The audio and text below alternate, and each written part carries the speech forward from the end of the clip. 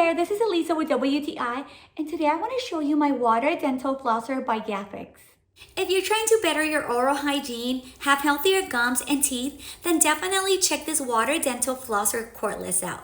I love this one. This one's by YaFex. It's rechargeable. Once you have charged it, you just get the reservoir, you add a little bit of water, you pull out the little tube so it absorbs the water, and you add the tip that works better for you.